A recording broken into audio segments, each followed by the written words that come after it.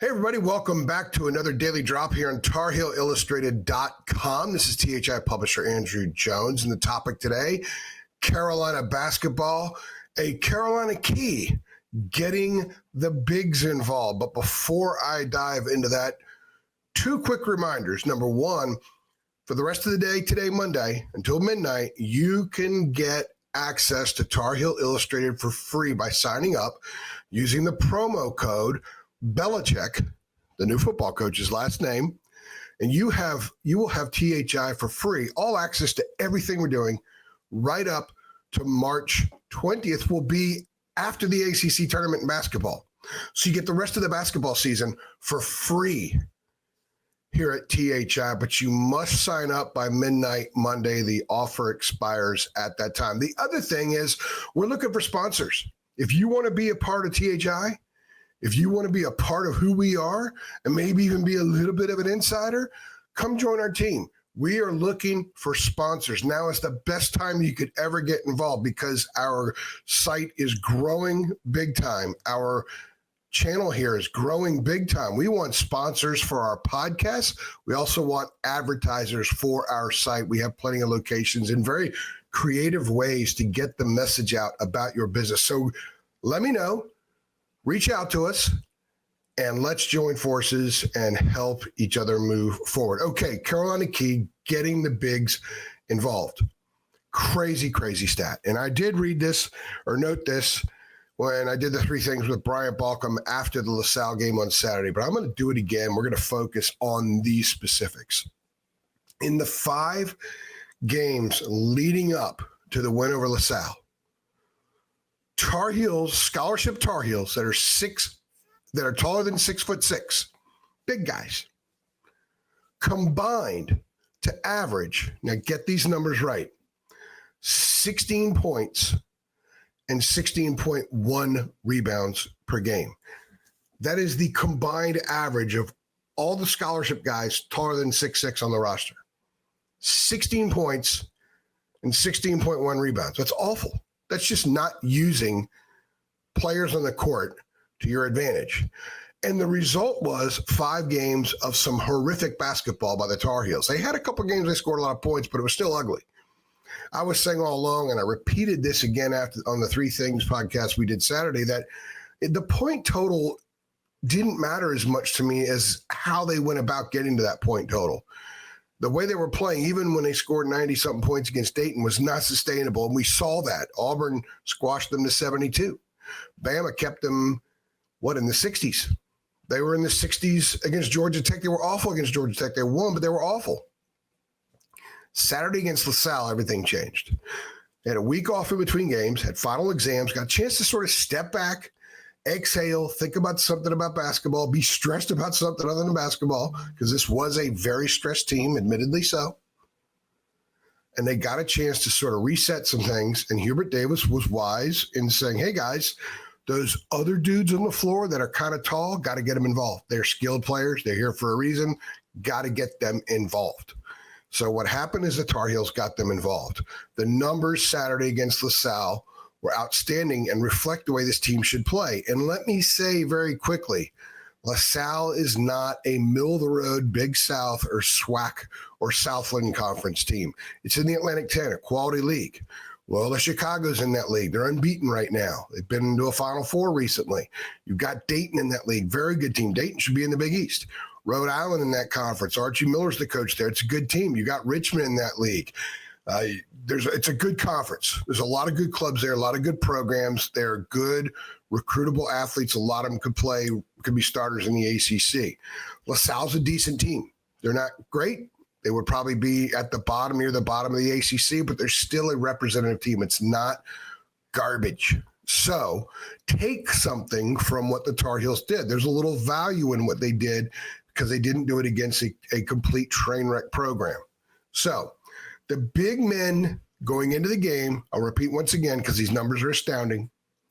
This is an astounding period for North Carolina athletics here lately where things don't make a whole lot of sense, but they're real, like is in the new football coach, like is in the fact that a program that has prided itself on great big men for decades and decades and decades 5 games leading into Saturday, 16 points, 16-point run rebounds combined. Saturday's performance, 52 points and 20 rebounds. 21 for 33 from the floor, were Tar Heels taller than 6'6". 6 for 13 from 3, 4 for 12 from the free throw line. That's an issue. It was an ugly free throw shooting game for Carolina. It's worst of the Hubert Davis era. That's got to be fixed. They left points on the floor. The big guys did. And I know people are saying right now, hey, man, a lot of that was Kate Tyson because he went off for 23 points. Tyson's 6'7". So let's remove him from the equation. Let's go Trube down on the block, guys. They still were 12 for 19 from the floor. They were also 4 for 11 from the free throw line. But they were 12 for 19 from the floor. So many of those shots were at the rim. A lot of them were seal man post-ups. A lot of them were roll, catch, and score. Think James Brown. Dude's got some fingertips. When we talk about fingertips, Jalen Withers not the greatest fingertips. James Brown's got really good fingertips. He got him a couple of baskets. One in particular, when he was rolling, didn't seem like he really fully had it, but he was able to guide it over the rim and into the basket. Now, how about as a team? The Tar Heels in those 5 games leading into Saturday, 57 assists, 67 turnovers because they were running a horrible offense, a nonsensical offense, an easy to defend, predictable offense. So it was tough. Everything they got was scratching and clawing. Saturday, 22 assists, 11 turnovers. They hit 10 3-pointers as a team, by the way. All 10 3-pointers were assisted. All of them assisted. Swings, kickouts. Because they were forcing LaSalle to defend every spot on the floor, it's as wide open as I've seen for Carolina perimeter shooters and catch and shoot situations as we've seen really maybe all year. The American game was one thing, but this is a much better team than the American. They beat American. LaSalle did. They also beat Temple. They beat Cornell, by the way, by I think 15 or 17 points, and Cornell won at Cal this week. Elliot Cadeau, 7-1. Elliot Cadeau was 24 and 23 in those 5 games. You didn't see a lot of dribble, drive, crash, fall to the floor stuff. It was fluid, and it was fluid because they went inside. Biggs got hips on the blocks and scored. Vidal Lubin, 4 for 4 from the floor again. Extremely efficient. He needs a lot of playing time. He should be the starter in the post moving forward, period. And I think that Hubert started in the last 2 games. It's probably the trend they're going. Carolina was 17 for 22 on layup Saturday. In those 5 games, 67 for 127, which is 53.6%. So the efficiency with which the Tar Heels played Saturday was there because it was by design. It was the mission. I don't know what the mission was in those 5 games other than to score more points and win.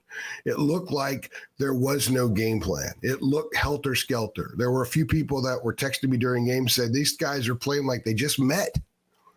And I didn't tell them that was a foolish thing to say because it sure looked like it a lot of the time.